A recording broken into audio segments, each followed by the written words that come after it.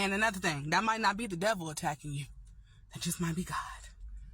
Something that a lot of Christians don't want to accept. God is a God of wrath. Yes, he's a God of love. Yes, he's a God of peace. Yes, he's a God of joy. Yes, everything good in this world comes from our Father. But if you keep playing with him, there is wrath that comes with that. Let me give you a personal example. I was in a relationship I had no business being in. I was in a relationship where time and time again I was being abused. Time and time again I was being called out of my name. I was being cheated on. My money was being taken. I was not being claimed. I was being treated like crap. But every time I tried to leave him, he wanted to have sex. He wanted to tell me that he loved me. Either that or he would just beat the crap out of me till I was scared to leave him. It came a point in time where we were only together for 3.5 years, but we had 3 kids. 3 kids back to back. I stayed pregnant the whole time, but I couldn't blame him because I was willingly having sex with him. Sometimes it wasn't willingly, but for the most part, I was willingly having sex with him. But the biggest issue was that I was not listening to God. This is when I was a lukewarm Christian. I had no idea lukewarm Christians existed. I didn't even know what a lukewarm Christian was. But now that I am strong in my faith walk, I go look back at the old Rosie and I'm like, baby, you wasn't a Christian. You thought you was a Christian. You knew of God, but you didn't know God. But let me tell you what I used to do. Right after I got the crap beat out of me, right after I got the crap beat out of me, I'd be like, Lord, if this ain't the man for me, please just give me a sign, God. Just let me know. As if getting the crap beat out of me wasn't a sign. Like, if you want me to leave, give me a sign. This man will come in, do something crazy, something worse than he ever did before. And I would just cry and cry and cry and cry and be like, God, why do you keep doing this to me? I kept blaming God for what was happening to me. And he's like, girl, I just allowed the devil to beat the crap out of you. I just allowed the devil to threaten to kill you. I just allowed the devil to pull a gun on you. I just allowed the devil to almost take your life, but I didn't allow him to take your life because I got greater for you. You could have been like all those women who had guns pulled on them and the guns were actually shot. You could have been like all them women who got hit in the head so hard that they bled internally and died. All those things happened to you, but you have a testimony that's going to pull a multitude of people out of the darkness. So I need you to leave now. Like, I'm not giving you a choice. You have to leave now.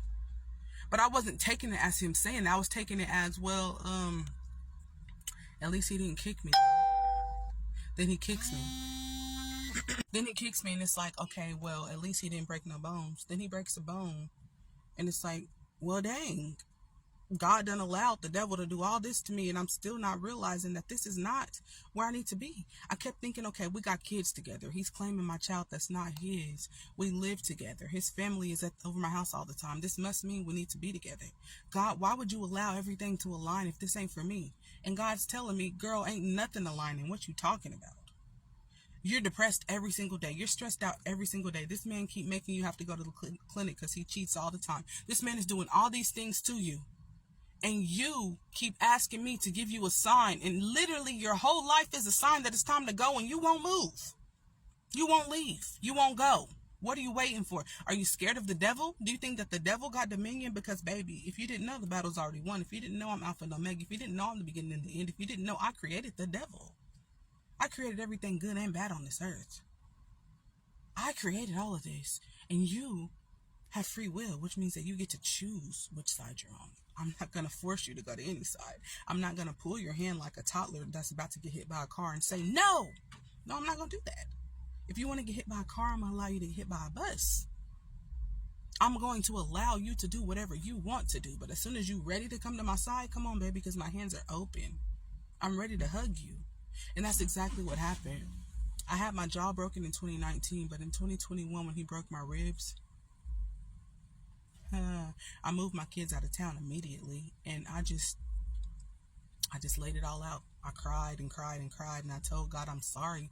Like, I understand where you were going with this guy. Like, I realized that he would have killed me. At first, I didn't think he was going to kill me, but I realized if I would have stayed, he would have killed me, because this man was always in either a drunken stupor or a weed coma or a cocaine coma or whatever other drugs he was doing, because I've heard a lot of stories. He was always in some sort of coma to where it's like, he didn't view me as a person, as a woman. He didn't view me as anything but something he could have sex with and beat on and take all my money and throw food in my face when he was mad and throw everything in the house at me. Everything. He threw tablets at my face. He would throw furniture at my face. He would throw his hands at my face. This man literally hit me with everything I could think of. And he would do it to me and my kids, not just me. And I was so scared of him because he would pull guns out on me. But God is like, ain't no gun stronger than me. Even if he did kill you, you would be coming with me if you believe. But it seems like you don't believe in me because you're sitting here thinking that this man is mightier than me. You're sitting here thinking that you have to allow this torment. I'm allowing this man to torment you so that you can realize that this is not what is supposed to be going on in your life. I didn't put him in your life to do this to you. But since you chose him and you won't let go of him, I'm going to show you why you need to let go of him. Because if you do die in it, baby, you're not coming with me. And your purpose is greater than that. So God stopped me from dying so many times. You don't understand. My ex had a Glock. Glocks do not have safeties on them. He used to cock it and aim it at me. When I was pregnant, he put a beam on it and he would cock it and follow me around the house with it. That gun could have misfired, or he could have purposely shot me and I could have been dead multiple times. But God, he would hand my 1-year-old son, my son's 3 now, but he would hand my 1-year-old son his Glock and tell him to shoot me. He would take all the bullets out but one and tell my son to play Russian roulette with me. This man was nuts. And God is like, this ain't it. And I knew it wasn't it because every time I was around him, I felt like I was in hell. My whole body was burning. I felt like I was in hell every time I was around him. My whole scenery was cloudy because he smoked cigarettes and weed back to back. Never stopped. All day. Literally, he always was puffing something all day. He never had a break. And I was smoking weed too, but not nearly as much as he was. So God allowed me and my kids to go through that, not because that's what he wanted us to go through, but because I wasn't being obedient to all the chances he gave me to get out. When my ex would leave, I could have ran then, but instead I waited at home for him to come back because I was scared that if I was gone when he came back, he would hurt me. But God's like, how's he going to hurt you if I'm protecting you? If you're gone when he comes back, he's going to have to try and find you, and I'm going to protect you, but you don't trust me. I had so many times I could have fled, but I didn't because I thought this man's going to find me if I leave, instead of trusting that God was going to allow me to not be found. God was going to provide for me. But when he broke my ribs 2 months after I had Amelia, my 2-year-old, she was 2 months old when we left. When he broke my ribs and I had a miscarriage, I didn't even know I was pregnant.